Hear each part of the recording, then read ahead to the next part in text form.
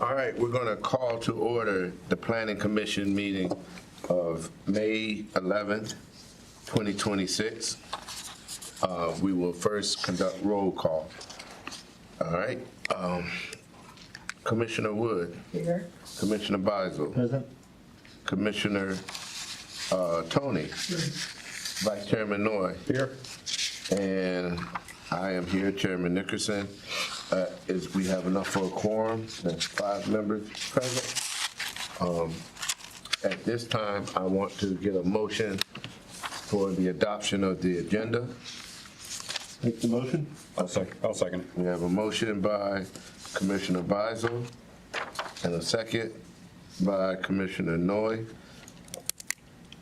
I will call for that vote. Commissioner Tony? Yes. Commissioner Wood? Yes.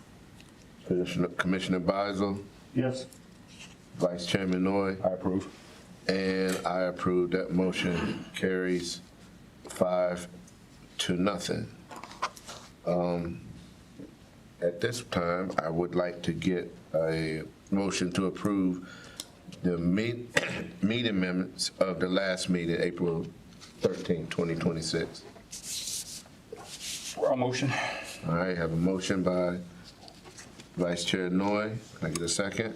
Second by Commissioner Wood. And we get a vote on that. Commissioner Tony? Aye. Commissioner Beisel? Approve. Commissioner Wood? Yes. Vice Chairman Noy? I approve. And I approve. That motion carries 5-0.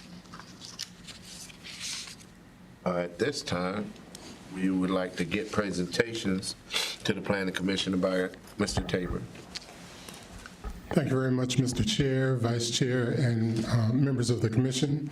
The first 2 presentations, I'd like to just provide a verbal update, and then for items 3 through 6 under presentations, I do have a single presentation document for those items.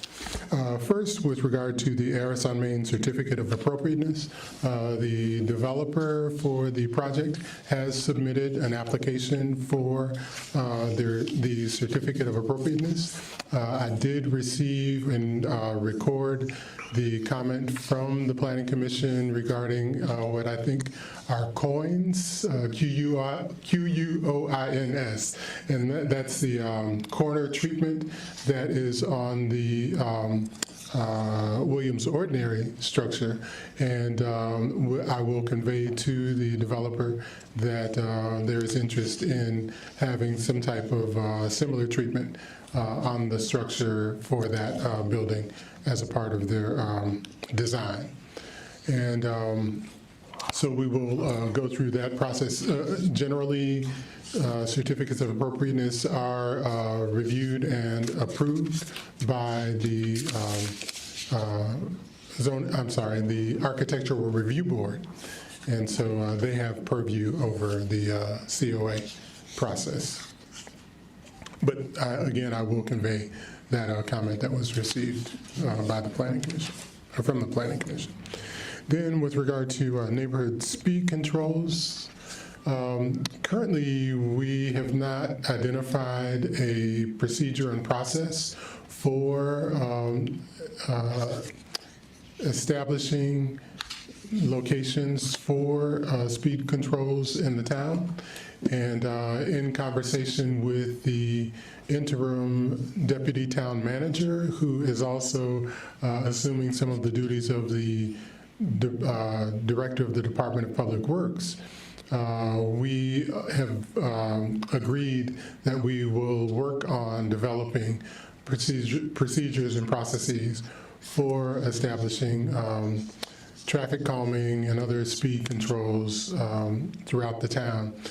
Relatedly, the town has a Safe Streets for All grant, and under that grant, the town will be looking at various ways to enhance safety on streets throughout the town, and of course, traffic calming and speed controls are safety controls, so they will be included in that grant process as well. And so that's the first two items. I don't know if there are any questions or comments at this point. Quick comment. Commissioner? Mr. Tabor, I'm glad to hear, particularly you all heard us when we talked about the situation that exists in the Williamstown, South Cove area, and it was even more amplified since the weather's changing, and we got a lot of young these small cars that are making a lot of noise, they can run up and down the street, and we got a lot of kids over there. I'm telling you, we are a very populated area, so and safety is of utmost concern. So I appreciate you getting further into that. I hope it don't take forever to get this done. Yeah, we'll do it as soon as possible. Commissioner, Vice Chairman Noy? Yes, I was going to ask with the neighborhood speed control, is this something that, because we have talked about it once, twice before, is this something that maybe we can involve the county with to assist? I know they have more resources as it relates to controlling speed, maybe like the electronic signs and things like that, or is that just strictly within the town of Dumfries? I'm glad you mentioned that because, of course, being a separate jurisdiction, the town would have to identify resources of the town in order to implement any speed controls. However, the county does have a process and procedure for identifying locations for speed humps and other control devices. So we will certainly look at their procedures, and that will speed up the process for defining a potential process and procedure for the town. And we are looking at the county's processes, procedures, and resources that they use for their program in order to develop the program for the town. Thank you. That's all I got, Mr. Chair. Mr. Wood? Mr. Basil? No, I think that's great. We were able to have some acquisition for some grants. That's exciting news. And so I hope that Old Triangle Road is basically included, specifically as the road that's going through Williamstown and South Cove. And then on the topic of safety, I know we're going to have a posted officer at the intersection 234. I don't know how permanently they'll be there, but I will say that as it got into sunsetting, I was driving there, and while he did have his lights on, it was actually kind of hard to see the officer himself standing in the road. And the last thing we want is for an officer to be involved in an incident there. So I actually do think that if we're going to have all these people there, I think we've already had at least one accident there. To give that guy just a little more light or a high visibility vest. I'm not sure if he was wearing one or not, but like I said, I just don't want our officers getting struck. Thank you. So whatever we can do to increase maybe some visibility there, lights, or even flares or anything. Thank you.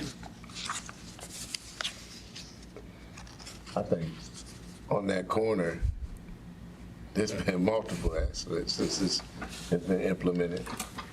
The first one, the very first morning that it was open, I know because I rode past it at 5 o'clock. Yeah. And I know it's taken a while for people to adjust to that. Yeah. And there are a lot of people that don't like it. But, I mean, I think people are just going to have to be safe. I mean, it is what it is now. Got to deal with it and follow the rules. I have a question in relation to actual speed studies, because I'm trying to remember who conducts those to determine what neighborhood or if a neighborhood merits speed bumps or not. Because I know, and it's been years ago that we had it done for Hampstead Landing, and it was determined that we didn't qualify or we didn't meet the conditions for it. although I know I see people speeding up and down that street every day. So if you're looking into what the county may do or what they have in place, they're not actually the ones that's conducting those studies, right? Is that VDOT or? Well, it depends, because the town has both streets and roads that are technically owned and maintained by VDOT, and also some that are owned and maintained by the town. So if they are owned by VDOT, then VDOT has the final say and does all of the studies and makes the decisions with regard to any traffic control or speed controls. If they are town roads or streets, then the town has the final say. Okay. Anyone else have any more questions? Okay. All right. Are we able to bring up the presentation, proposed commercial development?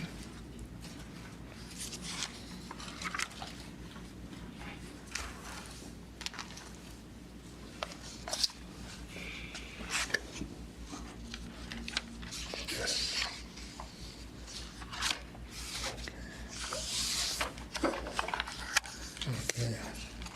Unfortunately, it doesn't look like I have control,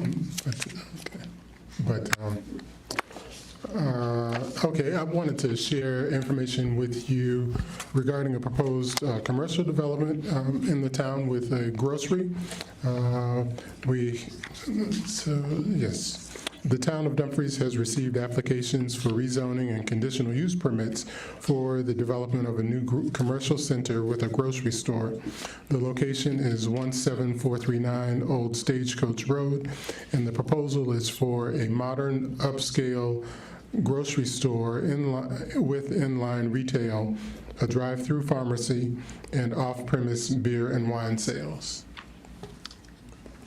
This illustrates the location, which is at the new Loop Road that we were discussing, which is part of the Potomac Shores Parkway, or Route 234 East, and Old Stagecoach Road, where the Star is located.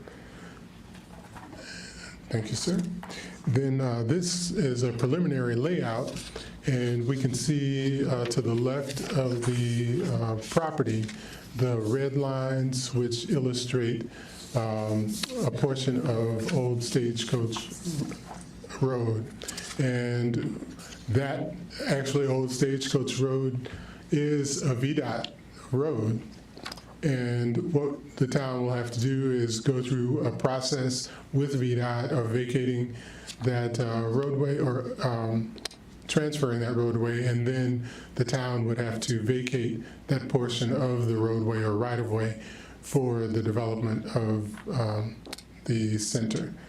And that will have to be a process. But you can see the proposed location of the building, the parking lot to the north, the BMP or stormwater facility to the right. Next, please. Thank you. And then these are some images of elevations of the proposed development. Next, please. That would be the front. Then the front from the Loop Road. Next, please.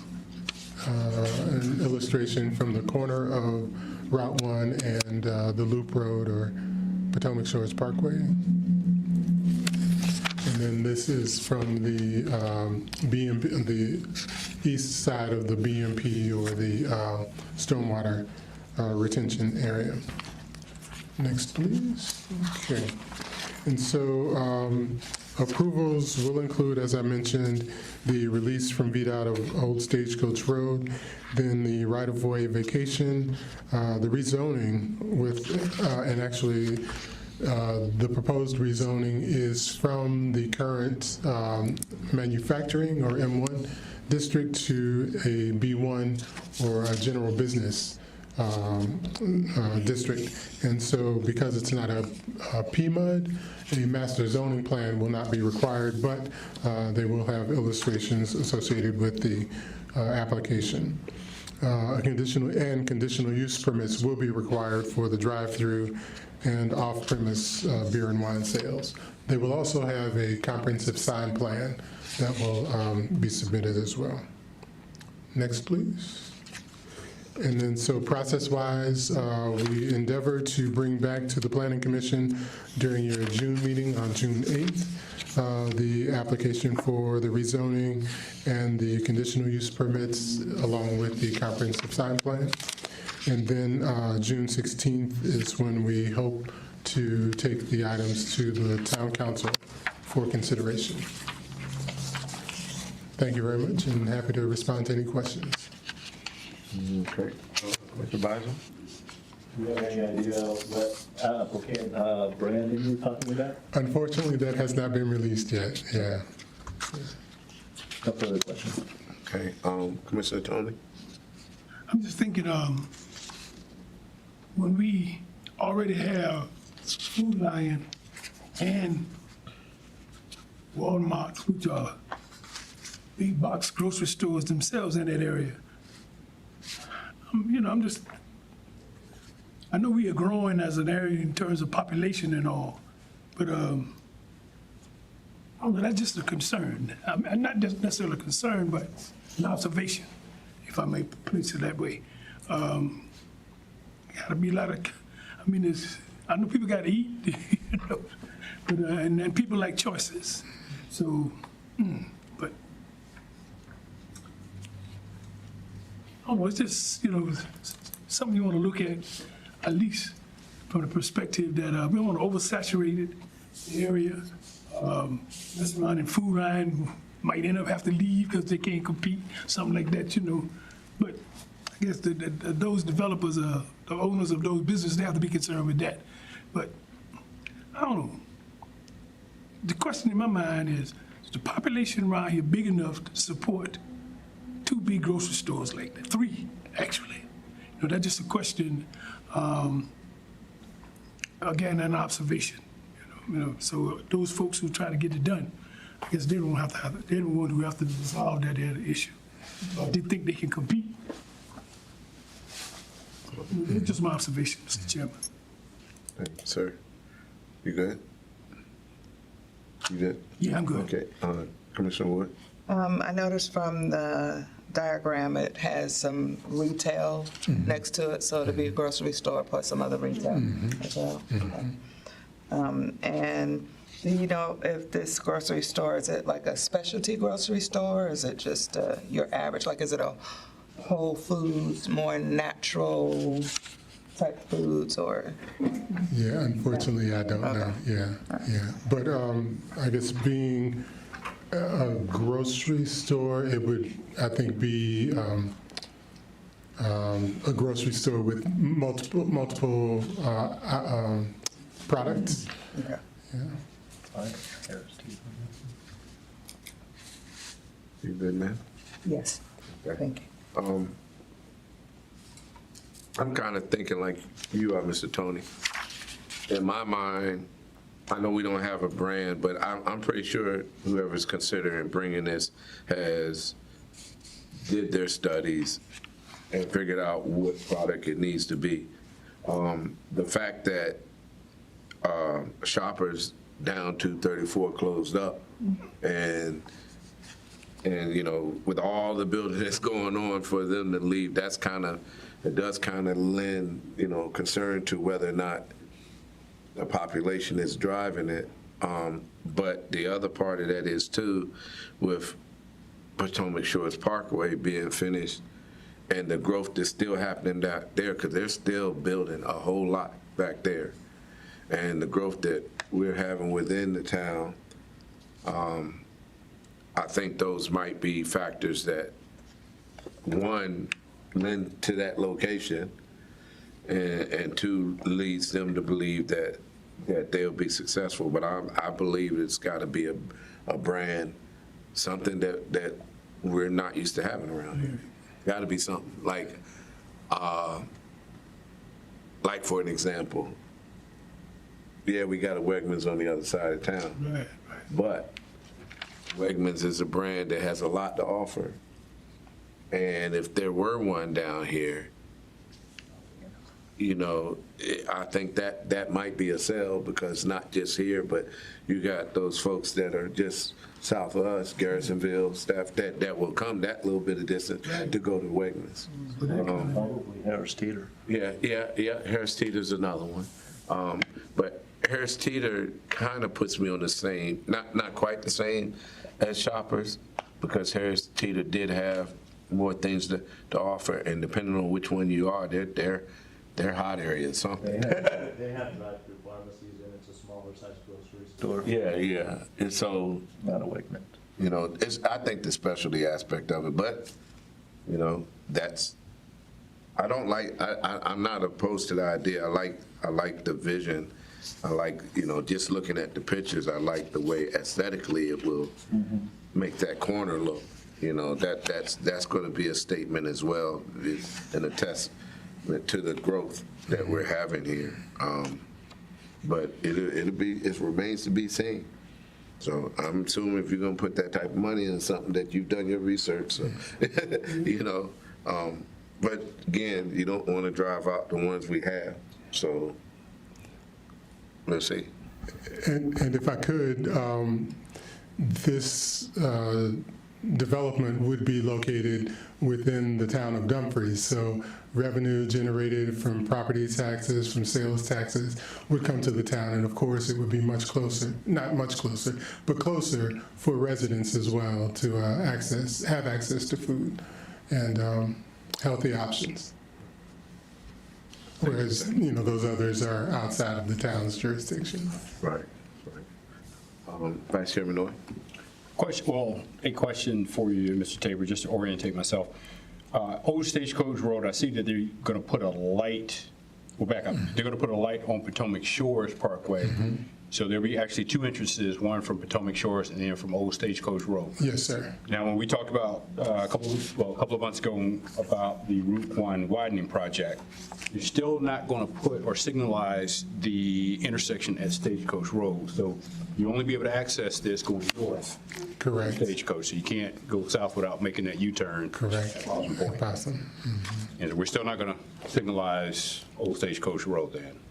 Not at this point, no. And the intersection is designed to be reconfigured, so it's supposed to be perpendicular to Route 1, currently kind of angles. So I think in the drawings that I've seen for the Route 1 widening project, the intersection of Old Stagecoach and Route 1 is more perpendicular. So it's more of a 90-degree turn, and which, you know, would be safer for cars coming out of Old Stagecoach and making a right, because it would be they wouldn't have to come down and then kind of turn back at an acute angle. Okay. It would be more of a right angle for people coming out and turning right. And then people turning in from Route 1, it would be more of a right turn, a right angle turn onto Old Stagecoach, which should be safer. Okay. That's all I got, Mr. Wasn't there an accident there last week? I'm not sure. I'll have to check I think there was, like Wow. a 3-car Wow. pileup right there. Old Stagecoach in Route 1? Yeah. Sorry to hear that. Because it's tricky. But it's gonna be glad to see, good to see. I've had bad dreams about that course. So I hope that it stays that way. Commissioner Biden. Oh, no, I was thinking one thing that could set it apart is if it was a 24-hour grocery. I know that can be a can of worms sometimes doing 24-hour business, but yeah, that'd be kind of cool. You'll have to investigate that as well. Okay, any, Commissioner's got any more additional comments? Okay. No more comments on that, Mr. Tabor. Okay.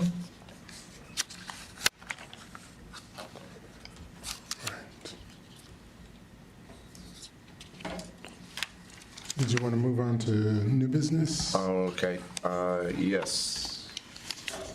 We can move on to new business. Okay, great. Can we bring up the presentation CUP 2026-001? Thank you. So this is an application for a conditional use permit, or CUP, to permit auto sales of electric vehicles and allowed use in the B1 district with conditions and a CUP at 17880 Fraley Boulevard. Next, please.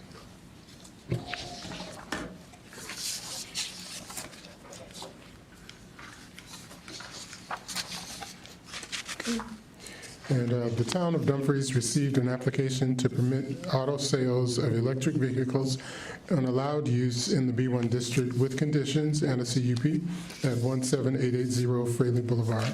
And so, oops, can we go back? Sorry. The image on the left, you can see the light blue outline of the property. And then to the right, the arrow, black arrow that's dashed, also indicates the location of the property on the zoning map and shows that the property is zoned B1. Next, please.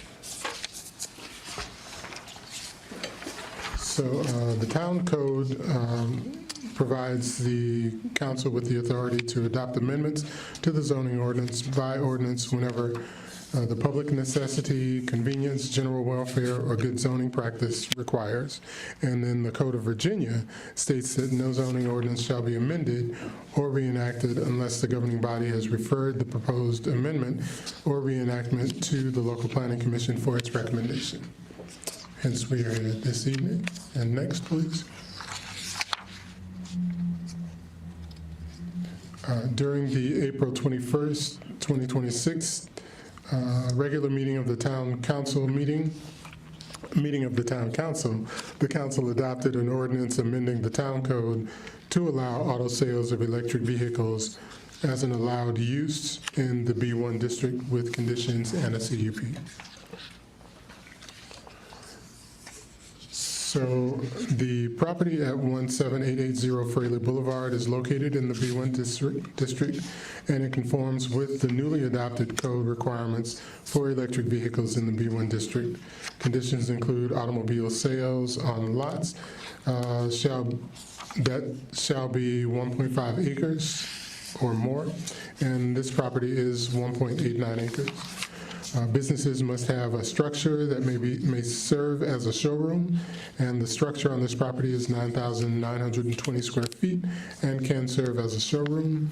Automobiles shall be placed in marked parking spaces conforming with the town code, and the property has paved property that may be marked for parking to conform with the town code, and code conformance of this of a site plan will be required prior to issuance of a certificate of occupancy for use.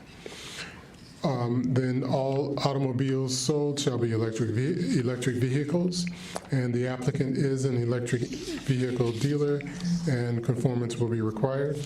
And automobile maintenance and service must be in an enclosed structure, and the structure on the property will accommodate enclosed maintenance and service. Next, please. So staff recommends adoption of the resolution recommending the approval of an application to permit auto sales of electric vehicles and allowed use in the B1 district with conditions and a conditional use permit or CUP. And, at 17880 Fraley Boulevard to the town council. Thank you, and I'm happy to respond to any questions, and the applicant is here this evening as well. Okay, so open up the questions. Commissioner Bowden? I don't have any questions. Okay. Commissioner Tony?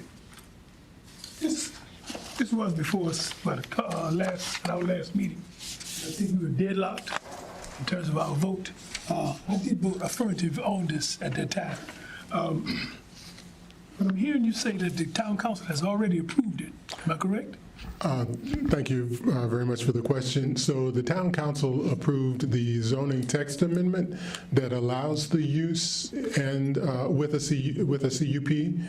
And before you tonight is the CUP for the use at this specific property. So what you considered before and what town council adopted was a change in the code to allow the use. And now before you is a specific request for the use at this specific property CUP. with a CUP. Have those conditions have been identified already? Yes, sir. Well, they are those conditions that are listed. Let's see. The lot size, the enclosed maintenance, the showroom structure, and the delineated parking spaces, and also electric vehicle sales. And I think at the last time, I had a question regarding them providing service to the vehicles at these locations. Has that situation changed or? So the requirement was added that any maintenance has to be within an enclosed structure. At the site? Yes, sir. I think initially it was supposed to be at another site, though, right? So Is that part of the proposal? there was, I guess, I believe there were questions as to whether or not the maintenance would be outdoor, indoor, or in an enclosed structure. And then also it was mentioned that vehicles may be brought to the property. Say, for example, if a person has a gasoline-powered vehicle and they trade it in for an electric vehicle, then that gasoline vehicle would be at the property, but then it would be taken away, and it would not be sold at that property. Okay.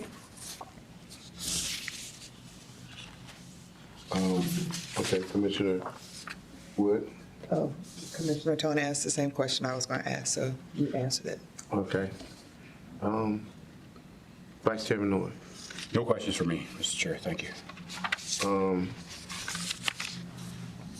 So my one question was still in relation to the service, and I still did not get a concrete answer on that as to whether or not these vehicles that may be traded in, the gas-powered vehicles, would be serviced on that property, or would it just be the electric vehicles that they are selling being serviced at this property? So I still would like to get an answer to that question. Okay, so I think per the code, it could be either, but only electric vehicles could be sold. Okay. All right, that's my only question.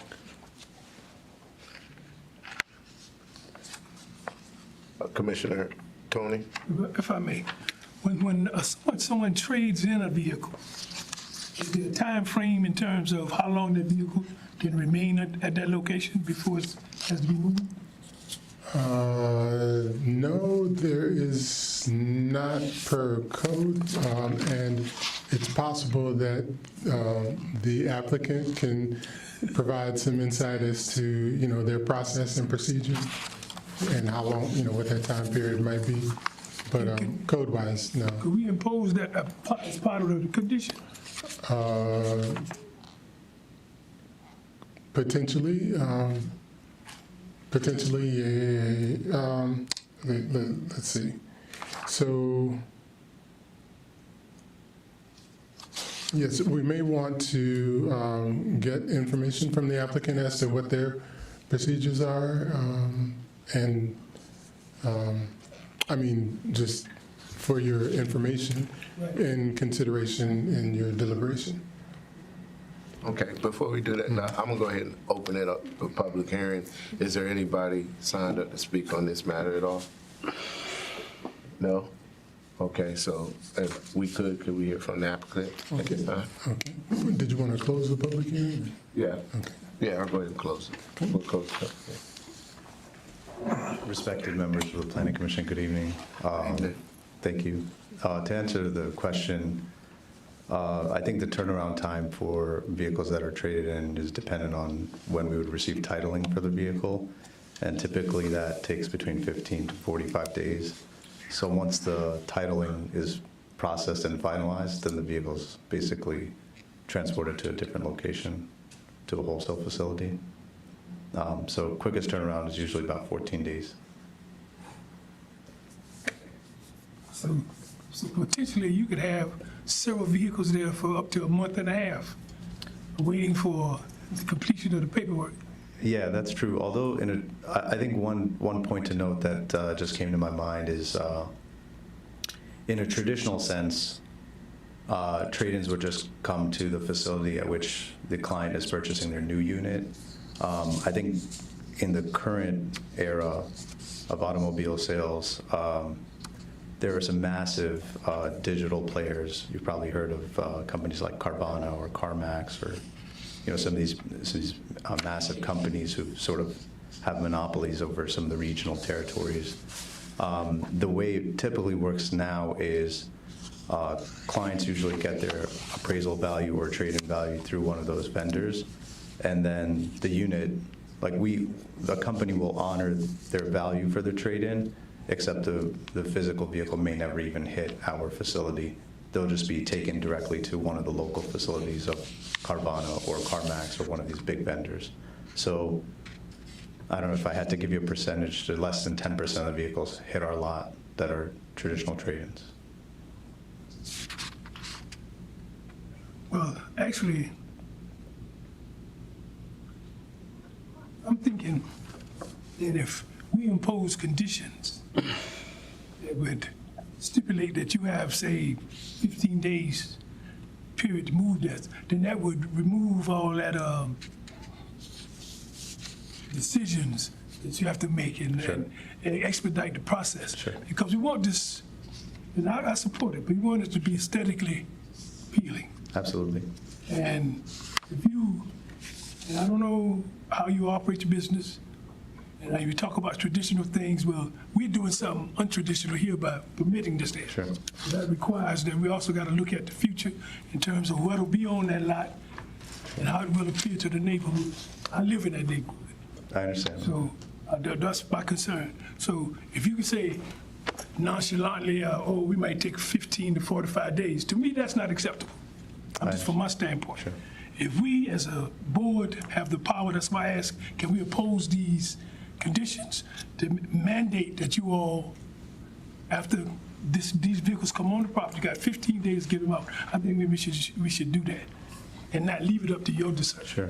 No, I appreciate that. I do. And I'm actually glad you clarified the concern there, because I was thinking to myself, what's the real underlying concern here? And if it's an aesthetic thing, we can assure you, based on the presentation we provided to the town council, and I think Mr. Tabor had it prepared, although we don't want to take up too much of this board's time with that presentation. I think, if it's a personal guarantee or from the company, aesthetically, the site will look very pleasing both to the citizens and to visitors. So rest assured that could be addressed, and we're certainly amenable to working with Mr. Tabor in imposing, whatever guidelines or, limitations with respect to timing of removing the vehicles. It's not an issue for us. I think one thing that came to mind was perhaps maybe a condition or some sort of some verbiage related to keeping those units away from the presence of the road or of the presence of the face of the site, and we're totally amenable to that. This is a pretty significant size parcel, so we could store them perhaps in the back or covered in an area. So we have no issue. We're amenable to doing that. I will defer to Mr. Tabor and his crew to come up with some language that would reflect that. Certainly. That there is some limits in terms of, reasonable limits in terms of how long these vehicles will remain on the property. Understood, certainly. And Mr. Tabor, at some point, I hope you bring that before us. Let me say something on that before you say something, Mr. Tabor. I'm glad you said that about making sure that those vehicles are not out front, because you don't know what you're gonna get in trade-in. It could be anything. That's right. And so you're trying to keep your brand looking the same at all times. But I also understand the aspect of titling and how that works and how that can take, 15 days. I've seen it take longer than 2 months in some instances when you gotta. It all depends on the situation. Certainly. And we're not trying to be, hard about it. We just want to make sure that if we agree to something from our standpoint, that we've thought about everything and thought about what our citizens would expect us to do. Absolutely. And so, that being said, for me, that's a big one, is being able to keep the aesthetics like they need to be. Absolutely. That's what I get. Commissioner Basil. Yeah, no, I mean, I think we kind of moved on from questions into more comments, and so I'll just say blatantly, I think that it's going to be a massive improvement in aesthetics from where it's at right now. I think if we did nothing right now, that parcel would probably remain the same for who knows how long. And I do think that the property is large enough where we can tuck cars into the back away from public view, or from street view anyways. I don't see this as a property that's going to attract crime or traffic. So I think that, you think about what else would we put on that land. We obviously think we have enough grocery stores. So, I think that it'll look nice. Thank you, sir. I appreciate that. Thank you very much. Any other commissioners? Anything? Okay, Mr. Tabor, now, whatever you were, I'm sorry, I wanted to get you started. He was addressing a comment I made. Yeah. It's addressed at this time. It's a verbiage about having any vehicles that are traded in parked in the rear of the facility, that's fine. Great. Great. So, speaking to both points, because this is a conditional use permit, the condition would need to be included with the recommendation to town council. And so if the recommendation is that trade-in vehicles, non-electric vehicles would be located in the rear of the property, then that could and probably should be a condition recommended by the planning commission to the town council. With your motion. All right, can I get a motion? I will make a motion, Mr. Chair, that we adopt the CUP with the mandate that the trade-in vehicles will be out of sight from the street view. I second that. Okay, we have a motion and a second. Let's get a vote on that. Commissioner Basil? Approved. Commissioner Tony? No. Commissioner Wood? Yes. Vice Chairman Noy? I approve. And I approve. That motion carries 4-1. Thank you. So next on the agenda, we have ZTA 2026-004. And this is a petition to add townhouse use as an allowed use in the R2 district with conditions and a CUP. So as background, the town of Dumfries received a petition to amend the town code Division 3 Residential General District R2 to add townhouses, patio houses, type condominiums as an allowed use in the R2 district with conditions and a conditional use permit or CUP. The purpose identified on the petition to amend the code includes facilitate the creation of a convenient, attractive, and harmonious community, encourage economic development activities that provide desirable employment and enlarge the tax base. And thirdly, promote the creation and preservation of affordable housing suitable for meeting the current and future needs of the locality, as well as reasonable proportion of the current and future needs of the planning district within the town, within which the town is situated. Next, please. Thank you. The town code does give the town council authority to adopt amendments to the zoning ordinance by ordinance whenever the public necessity, convenience, general welfare, or good zoning practice requires.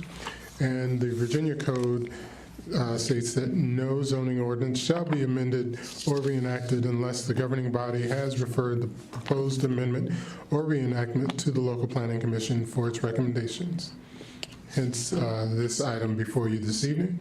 And the townhouse use is currently allowed in the R3 condominium district and the planned mixed-use district, or PMUD. Thank you.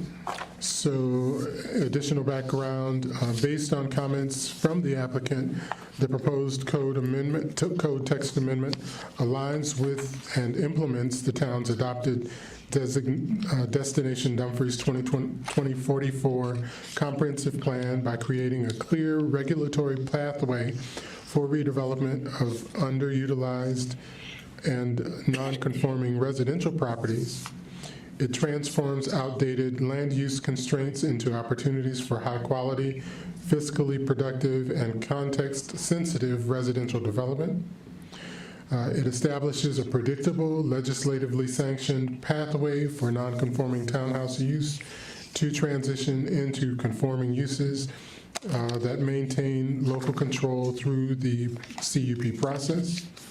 It introduces a stepped density approach where lower density R2 neighborhoods remain protected and townhouse uses are introduced only on larger parcels that are 2.5 acres or more, and only through a discretionary review, which would be the CUP process. It does not introduce a new or untested land use pattern.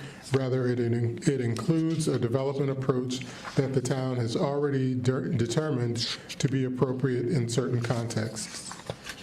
And finally, it encourages investment in residential development and increases the town's population to support local businesses at a moderated scale and strengthens the town's competitiveness in regional housing markets.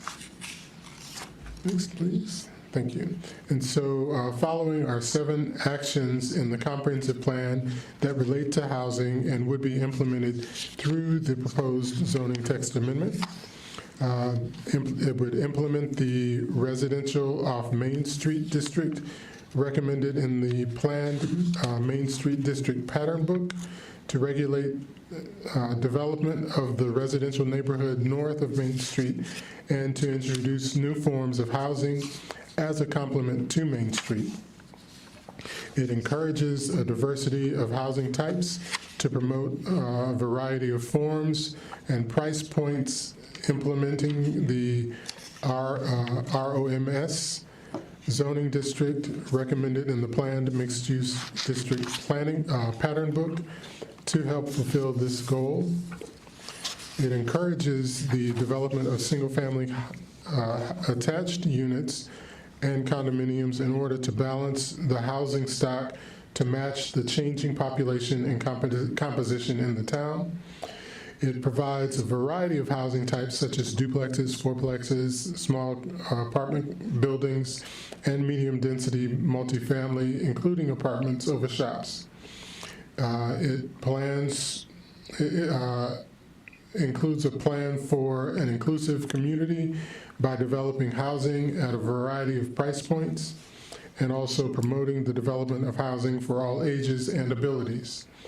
It plans for an inclusive community by developing and implementing housing strategies for older adults and multi-generational households, and align strategies with the AARP age-friendly community, then pursue AARP certification. And these are all action items that in the adopted comprehensive plan that are implemented through this proposed zoning text amendment. Next, please. And so this image illustrates in the blue circles existing townhome developments, one along Possum Point Road, of course, the Williamstown and South Cove development, and then the more recent Highland Park townhome community. And then the red circles indicate potential sites for new townhome development. Next, please. So the proposed text amendment would add section 70-142B, uses allowable pursuant to a conditional use permit, structures to be erected or land to be used for one of the following uses may be allowed subject to a conditional use permit in accordance with section 70-10 of the zoning ordinance. And it would be 1, townhouses, patio houses type condominiums with a conditional use permit. Such uses shall be subject to the regulations and standards set forth in Division 4, Residential Condominium District R3, and the following conditions. The maximum density of a townhouse patio house development approved by conditional use permit shall not exceed 8 units per gross area. The minimum lot for a townhouse patio house development approved by conditional use permit shall be 2.5 acres. Townhouse patio house developments approved by conditional use permit shall follow the open space requirements specified in section 70-177. And townhouse patio house development approved by conditional use permit shall not exceed the height limits specified in section 70-176. Next, please. Staff recommends approval of a resolution recommending that the Town Council adopts the zoning text amendment to allow for townhouses in the R2 General Residential District with conditions and a conditional use permit. And next, please. Thank you, and I'm happy to respond to any questions. And the applicant is here this evening as well. Okay, Commissioner Tony? This was before us before, right? Yes. And at that time, we said no. Or did we? So previously, it was No, for we got pushed multifamily. We tabled it. And this is the area over by the cross. So this text amendment would allow for the use in qualified areas. Then a CUP would have to come back before you, a conditional use permit would have to come back before you for a specific location. Okay, but this, let me understand it correctly.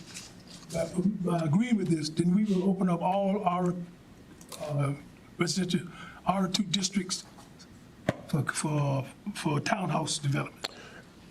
As long as they meet, the sites meet the location, the requirements, the conditions. 2.5 acres and Yes, sir. enough property for the green space and all of that. Yes, sir. I don't know, I got some of the same concerns. There are residential areas. Now, if I buy me a single-side family home in an area, I know I've started that and picked out a place, and I feel like my family is safe here, and I'm raising my family here. Now somebody want to put an apartment complex in a neighborhood, then that's going to change the whole dynamics. And I think it might reduce the value of my home. I'm just commenting. When, because density will bring traffic. It's definitely gonna change the composition of those single-family homes that's out there. So, and part of our responsibility, I think as a board, is to protect the harmony of neighborhoods, if I might state it like that. So this right now, and then I'm seeing all the other development in the area. I mean, apartment buildings are going up. Since I've been here, the increase, like I was talking to someone, at one point we had 4,997 people. Now we're hitting on 6,000.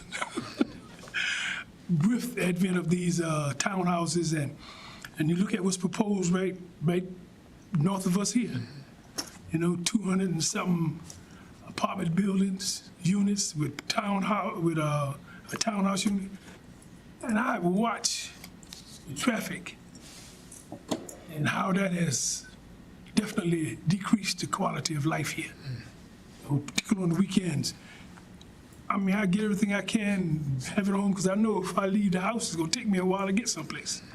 So I'm just, all these apartment buildings and the density, and I don't see no more roads going up, I don't see the infrastructure being in place so that these people can move around without bumping into each other and all that. Those are just my concerns. I might be just pontificating at the moment, but these are just the things that I'm thinking about and I'm looking at, And again, if I was a homeowner who resided in that area for a while, bought my family, I picked out this property, put my family there, and now somebody come and tell me, oh, yeah, we're gonna let them build apartment complexes around, then I would have some concerns about it. That's just me. I yield, Mr. Chairman. Okay. I'll comment since we're on that subject. And Mr. Tony, you're right. Our original concern was about that and about the apartments and everything. And the fact that we already had apartments coming that aren't built yet and things of that nature, which is one of the reasons why we tabled it, because we wanted more information. I think with this, because of the amendment that was done in June 2025, allowing medium density properties in these areas to include this area on Washington Street, the townhouses fell under that aspect. So in this particular case, we're strictly talking about townhouses, not apartments. So that use is permitted based on what has already been amended. That was one reason we didn't want to sign off on it, because we didn't want apartments. And just being honest, for me, the townhouses is the only thing that other than a single family home, that I would support. Because it's still a single family dwelling, correct? Correct. So that's, I just wanted to throw that out there. That's a good point, because the conversation I heard was apartments and townhouses, but the apartments being what, limited to 4 per unit or 8 per unit, or was that the townhouses being limited? Townhouses. I think that, the implementation of the housing overall was about everything, right? When we were talking about those 7 points, that was about the comprehensive plan overall. Yes, sir. That Yes, sir. wasn't in relation to a particular area. That was everything Correct. that we're trying to Correct. accomplish Correct. across all of our Correct. residential areas. Correct. But when we talk about specifically about this and these orange areas, we're talking about medium density properties, and this townhouse use falls under that. Yes, sir. So that makes it an approved use, as long as that is the use. That's my comment on that. Thank you for providing clarity to me, Mr. Chairman. Thank you for the clarification. I'm there with you. I don't, honestly, I don't want to see it, and I don't care who knows it. I don't want to see any more apartments. Let's see what's going to happen with what we got, what's having to be built now. We don't know what we don't know yet. What is that gonna be? What's that traffic gonna be like? And while we're on that subject, I mean, for those of us that watched the last meeting, and me and the vice chair talked about it, when that RSO main project was presented, we didn't really go deep into the parking aspects of it. But that stuff came out in watching the council meeting, they made some good points. Like, folks are gonna have people visiting, where they gonna park? You can't have 7 visitor spots and 200 and something units, 300 and something units. That just, to me, is not gonna work. Right. So when we're talking about this area here, no, apartments are not gonna work. And then even with the townhomes, you still have to have adequate parking there, and we don't want an oversaturation of traffic. But the use is approved, because that's medium density construction. Commissioner Wood, do you have anything? So just to clarify, we're no longer looking at apartments, we're looking at townhomes and patio styles type houses. Okay, Correct. thank you. Commissioner Beisel? So, it sounds like we're getting a lot of clarification, but our options on our proposed text amendment on page 207 here, it is talking about multifamily use and/or townhouses. It also has language in here that says condominium district. So just want to make sure that this text is reflecting that it is, that we're only talking about townhouses and not apartment complexes. Yes, so the resolution that is before you only relates to townhomes. Okay. Thank you. And no further questions? Vice Chairman Noy? Same, and just want to make sure we strengthen the language to make sure with the multifamily, you're not trying to slide an apartment complex in there on that. So that's all I have. Oh, I do. I'm sorry, one more. So I see on the map, because I was on my phone trying to orient myself with the, where we are. I see that R2 on the map, we have some green areas. So we were talking about our residents that are in Grayson Village, the manufactured homes, are they going to be affected at all by any of these changes, or I hope not? No, Okay, no. okay. So I see that we have them there, and there are a few other areas that have some of the manufactured homes in there as well on the green. Right, no. Okay, we're not talking about that. All right. That's all I have, Mr. Chair. Thank you. Okay. Hold on. Okay. Before we get the applicant up here, I would like to open it for public hearing. And is there anyone signed up to speak on this matter? No? Okay, so we'll close the public hearing. And at this time, sir, if you could.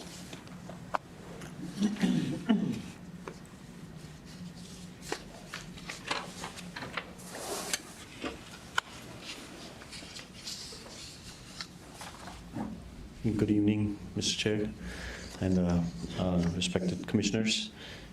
Before you again, and I think we already, Mr. Tabor done a fabulous job putting together this package. I think it kind of addresses a lot of key items that I kind of mentioned last time, trying to highlight some of the comprehensive plan language. And that's the, I think, vision I'm kind of following with this plan. And I agree, I think it's been a learning curve for myself as well. Initially, I kind of took multifamily as a proposal, but through this process and discussions, I come to know that this, there's a lot more concerns with the multifamily, and with the townhouse is more appropriate.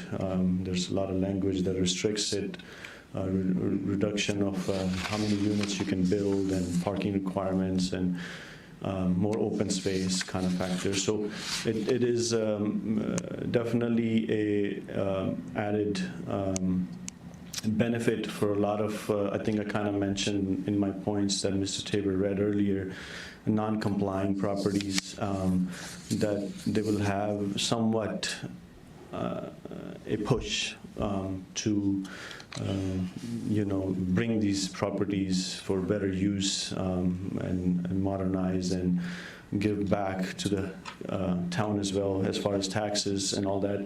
So just wanted to add that I would appreciate for consideration for this zoning text amendment, and I hope to bring before you a application for CUP for my specific property for townhouse buildings.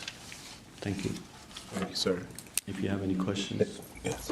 How large is this parcel that you planning to develop? My parcel is 3 acres, a little over 3 acres. And specifically, how many townhomes do you propose to? I think the language kind of gives 8 per acre. I don't think I will be building that many.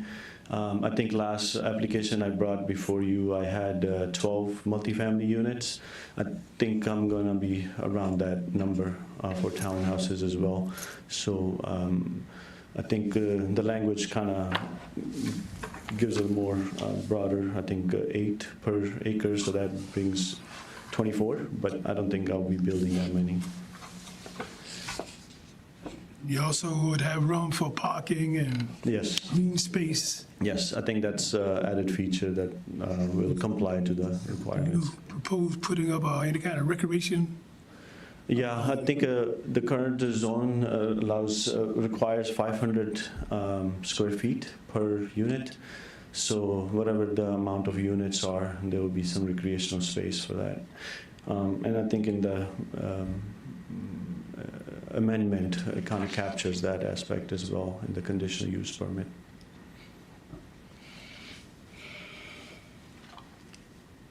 But I just, a point for asking regarding the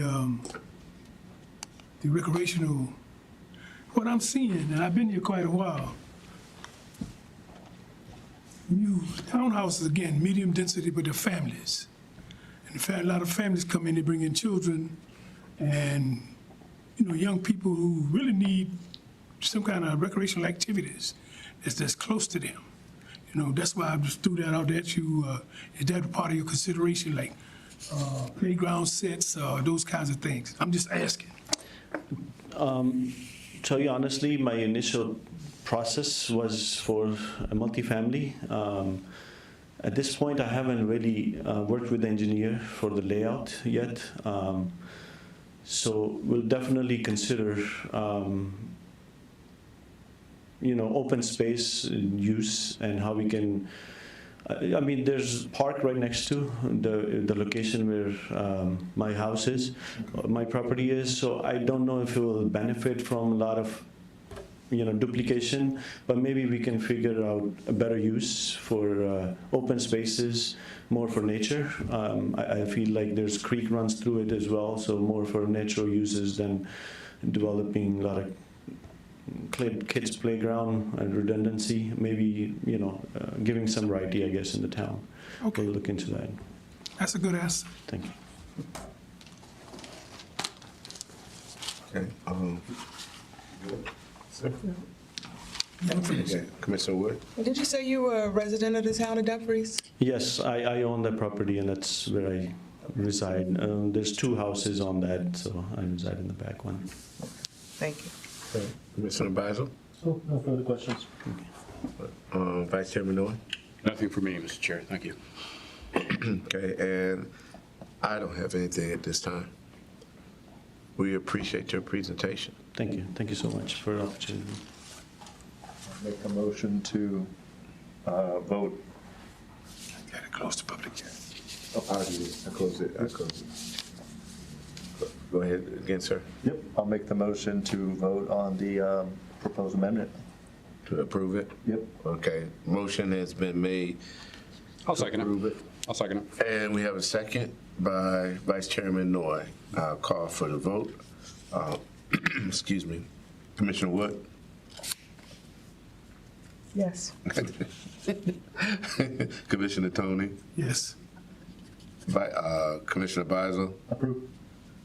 Vice Chairman Noy, Yes. and that's a yes for me. The motion carries 5-0. All right. This time we can open the floor up for commissioners or open forum, that anything that you would like to say. I'll start with you, Commissioner Beisel. Do you have anything you want to say on any topic? Well, I think our jug handle is here to stay, so I think it's important to speak positively about it. Everybody's adjusting. What did you call it? Well, the jug handle, like, you know, is going to be our new normal, and I know that energy is contagious, and if everybody's sitting here, oh, it's a terrible thing, you know, people are just going to continue to be aggressive through the intersection. If we can encourage people to get used to it and drive safely and keep their eyes out for people, you know, I think that that'll be contagious. That's what I got to say. Thank you, sir. Commissioner Wood? Same, I know I've avoided the area. I haven't figured out how to maneuver it yet. My husband drove me through it just to show me, and I was still confused. I just asked, you know, as, you know, the town goes through and see things, if they notice that more signage needs to be put up to help people to figure it out, please make those available as soon as possible. So I've heard that we've had accidents. Like I said, I've avoided the area, so I don't know, but if we can put up more signage maybe to help to direct people so we know which way to go. After that, maybe then I'll try and maneuver around the area, but I want to wait until everybody else get comfortable before I do. So I know to follow whoever's in front of me. But, Not enough signage for yeah, sure. okay. Yeah. We need like traffic. I'm done. Okay. Commissioner Tony? Couple of things. One, if I might reiterate, Mr. Table's indicating that some of these roads are, I'm speaking about that safety, because I definitely would like to see some speed bumps on Old Triangle Road coming through Williamstown and South Cove, because that's it's getting bad. I hate for something terrible to happen there. And there's a stop sign there at Williamstown and Old Triangle. Maybe 50% of the people might stop. You know, yours is right there too, am I right? So we both are sitting right at that intersection. I'm hearing it and I'm seeing them. That is a concern. Whatever the process is that needs to be implemented, I hope that we can kind of expedite that, because summer's coming, and as I said earlier, we got some hot riders out there, and they be rolling up and down that street. And secondly, when we consider these proposals, it is my position that, although you may bring up some things that are unpopular, you have to look at something that is being proposed, look at it from a lot of different angles. You don't want to go back and say, I didn't consider that. You know, we have to look at how it's going to impact the people. Is this necessary? You know, those are the things that I consider when I'm being faced with a decision on proposal. Is it harmonious with the environment that's already there? And how's it impacting on the people that's already there? So these are things I consider. And I understand folks come by and present because they're businessmen or business people. I know their job is business. You know, I think that we as a body, we also have to protect the integrity of our citizens that are already in place, while still trying to grow the town in a I guess, a judicious or just a measurable kind of way, so that we're not overdoing anything, you know? So those are just my comments, and each time I come here, when people propose and we look at these proposals and the recommendation from the town, I look at how we have to consider that. And I see that everyone here is judicious and measured in their approach, and you can feel comfortable with the decision you make. If I vote no, it's because I felt no, you know? But I thought that and I think everybody else kind of justify what position and how they felt about these issues that's before us. Those are my comments, Mr. Chairman. Thanks, sir. Vice Chairman Noy? Sure. Like Commissioner Beisel and Commissioner Woods say, just make sure everybody be safe going through the new intersection. It was, I guess I was lucky it was wide open the few times I went there. So, but yeah, just make sure everybody be safe. That's all I have. Okay.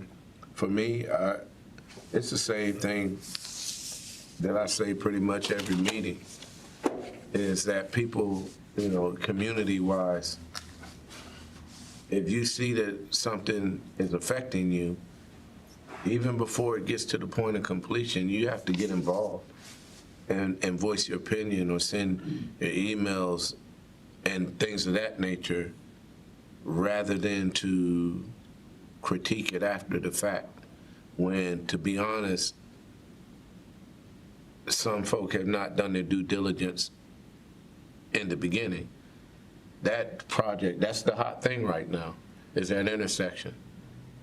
But that thing was approved way back when we were still meeting in the White Building, correct? And there were concerns that this council, well, not this council, the council at the time in which Mr. Tony was a member of, I believe you might have been vice mayor at that time?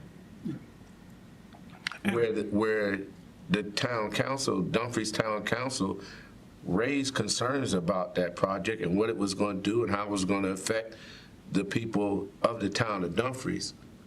But now everybody wants to point the finger at the town of Dumfries because it's right there on the corner, as if the town of Dumfries staff or government had anything to do with the production of that. I watched those meetings. We were told what was going to happen. It wasn't a weigh in on the decision making as to how you think this should look. It was pretty much, oh, well, this is what's happening. Y'all got to deal with it. Am I right? Great, Mayor. Yes, sir. Our former mayor, Mr. Foreman, he spoke vehemently against that.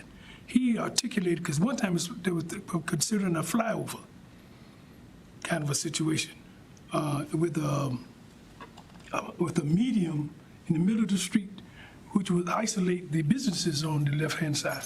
But I don't know, and again, as you said, they brought those plans to us. They did not get input from us. They did not consider, I don't think, the way it looks, any of the comments we had. And as a result, this is what we got. And now, I like the term you used, jug handle. Yeah, that's exactly what it is. Yeah, But so- again, people have to adjust. Unfortunately, we have to adapt and adjust and go on with our daily lives. Those are my comments, Mr. Chairman. And I agree. And I would say, you know, for those that are still concerned, even now, do your research and find out where this project originated and the players involved with that, and direct your concerns that way. But don't direct it towards this staff and this council who had nothing to do with it, because we're all dealing with the same thing that was handed down to us. And to Commissioner Beisel's point, have some patience, learn some self-control, and don't be as upset about it as I've seen some people in some of the comments that have been out there. That's not doing any good. All it's going to do is someone's going to get, you know, in a moment of haste or impatience, all that, they're going to do things that they used to do in the past, and it's going to cause situations that it has already. I've seen the officers waving people straight, and they get on the other side of that officer and still make that left turn on the back side of him. Like, I don't know, that's just crazy to me. And I would hope that folks just take a moment and step back and realize that this is for all of us to adapt to, and that we need to navigate this new change safely. Commissioner Beisel. There's a powerful word, I think, in signage is detour, right? And I don't think we have that word detour written anywhere up there, like 234 detour. that way. I don't know. Just trying to help people out. To the point, I think we're a little low on signage up there. I agree with that. They still have, and they're talking about doing that. I think the thing about Detour too, kind of lends to the appearance that may be temporary. Yeah. And that's what you don't want, because it's not temporary, it's permanent. Or new route. Or, Yeah, new route sounds good, Yeah. you know, but folks gotta wake up and read. Like, I'm just saying, I watch people on the phone coming up to the corner, not even looking at the signs, got the blinkers on, like, and it's really like, this is gonna be interesting. And you see the officers, no, they still trying to turn, no, keep it moving. So we have to learn it, we have to adapt to it, and we've got to be safe as a community. do we even have a light up display up there? I don't think there is. You know, like, I mean, you can turn into Jiffy Lube Live and they've got, you know, event this way with flashing VDOT.